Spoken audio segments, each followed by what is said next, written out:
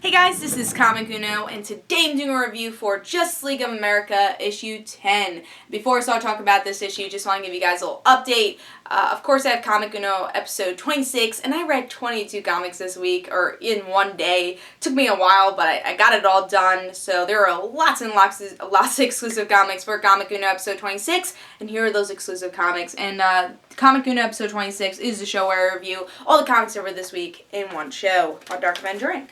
So here are those exclusive comics. We got Invincible 107, Lazarus issue 5, Wolverine X-Men issue 39, and Indestructible issue 1.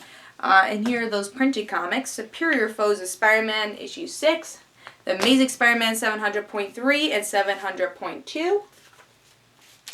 And we got Nightwing issue 26, Nova issue 11, Smallville Alien, issue 1.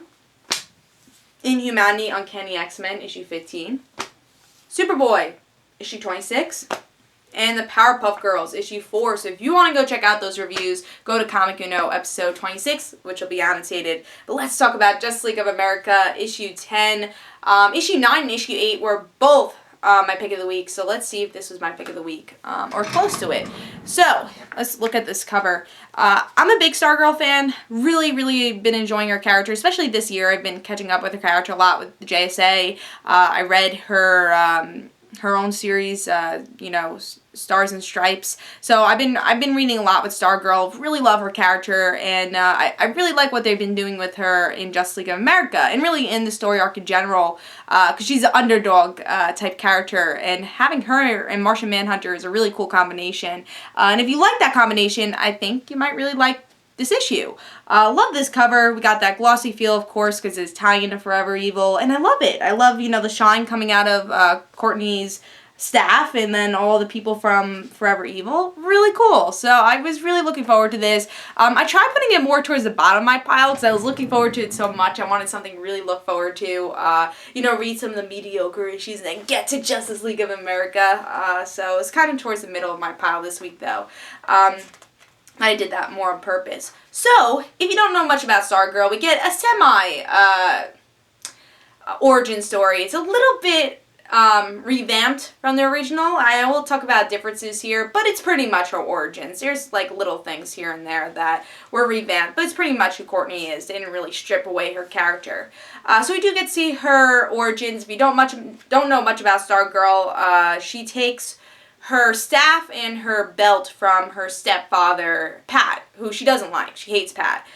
She feels that, hey, I lived with my mother for 10 years, I don't need this guy. And in JSA and other series that she's in, Pre-Nuke 2, they really explore that relationship. And her being like, I have a father already. And we explore that relationship too.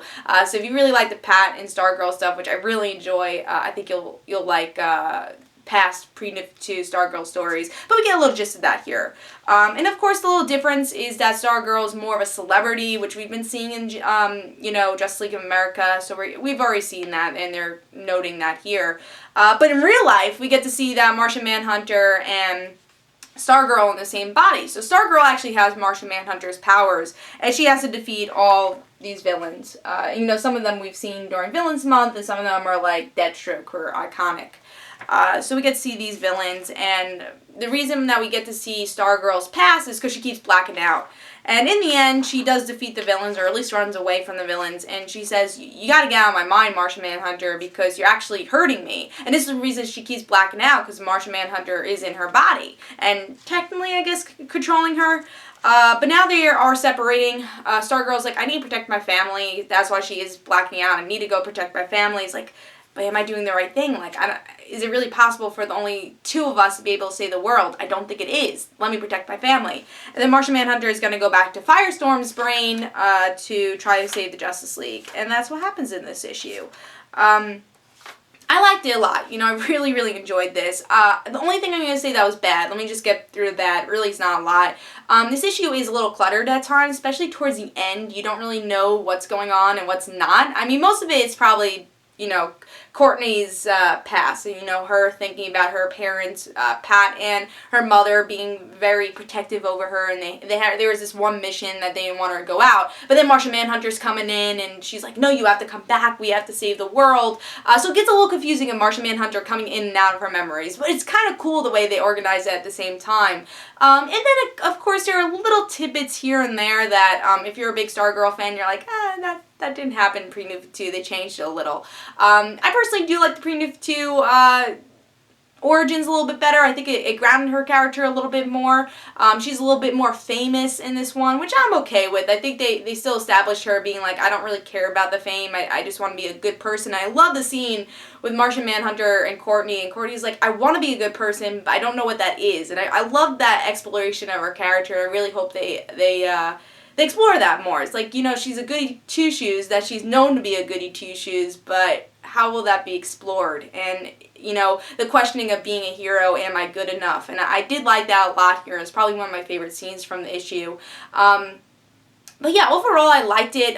Again, we had the popular, oh, she had 1 billion YouTube hits. You know, that is different. There was one friend, it was actually a guy friend, in the Pre-New 2, I think her name was like Molly or something, and it was like a redheaded girl, and she was kind of important to Stargirl origin, so I wish they kind of replaced that guy with that girl. It could be like, there's Pre-New 2. So, you know, there's a little changes.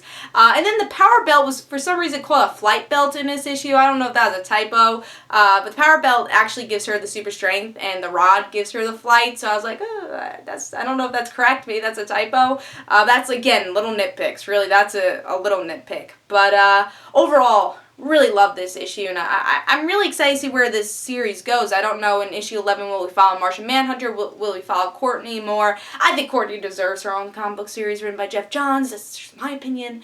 But of course, we don't know if that would sell well, but I would love to see a Courtney Stargirl series. I think after this, she deserves it. Or maybe a Martian Manhunter Stargirl series after this.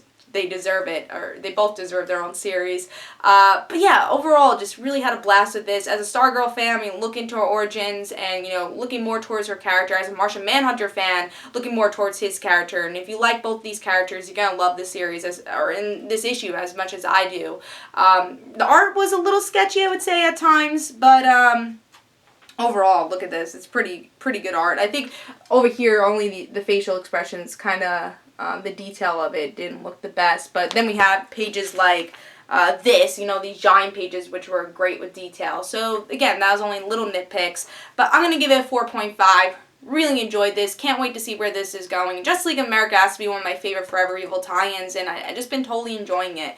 So I'm going to give that a 4.5. Hope you guys enjoyed. This is Comic Unknown. Guys, don't forget to follow me on Twitter for Comic Unknown and their own situations, and don't forget to like my Facebook page, and I'll see you guys later. Bye.